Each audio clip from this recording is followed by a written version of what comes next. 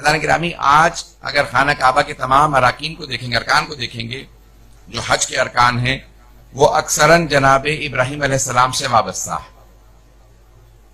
اور اگر سورہ بقرہ ذہن میں ہو، دوسرا پارہ، تو اللہ سبحانہ و تعالیٰ نے تعمیر کعبہ کا بھی جو اعزاز دیا، تعمیر جناب آدم نے پہلے کی تھی، لیکن اللہ نے یہی کہا کہ وَإِذْ يَرْفَعُ إِبْرَاهِيمُ الْقَوَاعِدَ مِنَ الْبَيْتِ وَإِسْمَاعِيلُ، کہ ابراہیم و اسماعیل نے خانہ کعبہ کی دیواروں کو چنا ہے.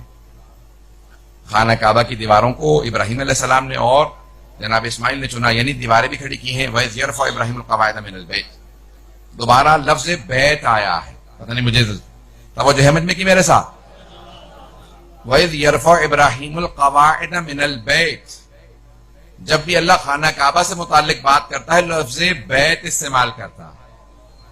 تو اللہ نے کہا وَإِذْ يَرْفَعُ إِبْرَاهِيمُ الْبَيْتِ. اب عزیزان گرامی، اللہ کہہ رہا ہے جناب ابراہیم نے جناب اسماعیل کے ساتھ مل کے قواعد یعنی اس کی دیواروں کو چنا اور بیت کی دیواروں کو بنایا.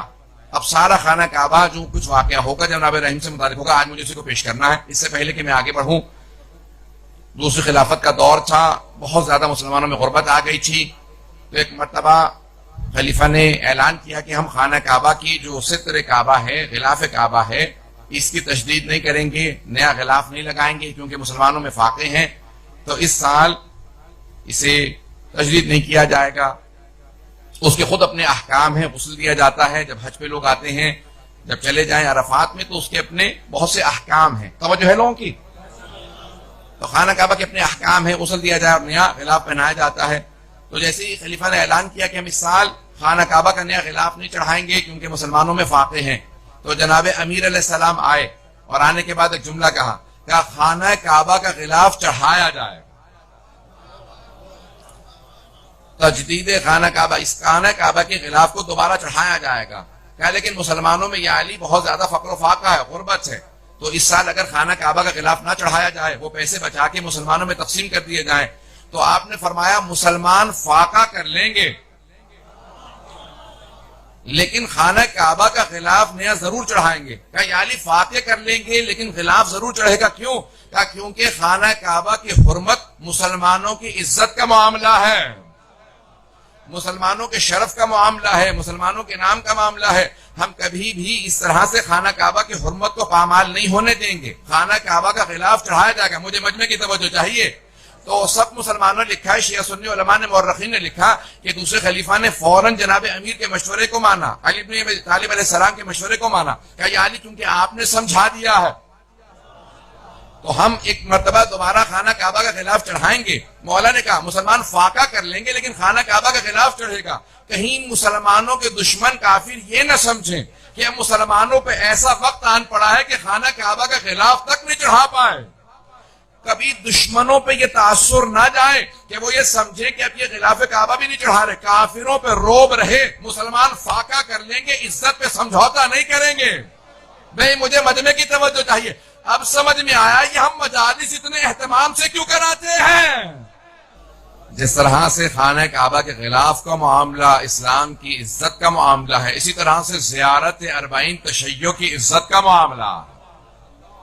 اسی لیے علماء کہتے ہیں خبردار کبھی مت روکنا. کوئی نہ کہے کہ ارے اربعین پہ اتنا زیادہ جانے کی ضرورت نہیں ہے. جس ملک کی کل آبادی 3.5 کروڑ ہو، عراق کی کل آبادی 3 کروڑ 70 لاکھ ہے اور وہاں پہ 2.5 کروڑ سے زیادہ شیعہ نہیں ہے. وہاں پہ ہمارے، میں آپ کے سامنے آمار شمار نہیں پیش کر رہا، اسٹیٹسٹکس جو پیش کر رہا ہوں وہ جو بی بی سی کی اور بڑے بڑے جو دنیاوی استعماری چینل ہیں ان کے آمار یہ ہیں، ان کے اسٹیٹسٹکس یہ ہیں کہ نہیں 4 کروڑ نہیں ہوتے، 2-2.5 کروڑ کے درمیان مجمع ہوتا. جس ملک کے ٹوٹل کل آبادی 2.5 کروڑ شیعہ ہو، وہاں 2-2.5 کروڑ شیعوں کا اربعین پہ جمع ہونا، عزیزان گرامی یہ وہاں پہ تبرک کا اہتمام ہونا، وہ افراد جو فاقے کرتے ہیں وہ راہ جناب سید الشہداء کے اندر تبرک دے رہے ہوتے ہیں. میں جملہ کہہ کے آگے بڑھنا چاہ رہا ہوں کہ بیت کا احترام کتنا ہے، اور وہ بیت کا میں قیاس نہیں کر رہا ہوں، استدلال پیش کر رہا ہوں. عزیزان گرامی توجہ ہے میرے ساتھ مجمع کی.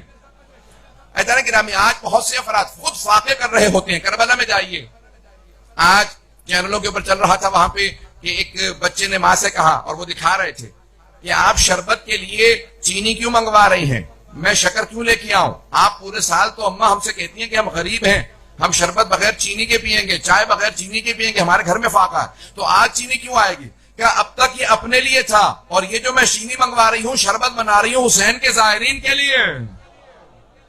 جذبہ تشیع کا ایسا ہے، یہ جذبہ ہے جس کی وجہ سے یہ عزاداری باقی ہے، یہ جذبہ ہے، چاہے آپ یہ سمجھے کہ یہ غریب ہے، اس کا کیا اثر ہوگا عزیزان گرامی، اس جذبے کی وجہ سے آج تشیع سربلند ہے۔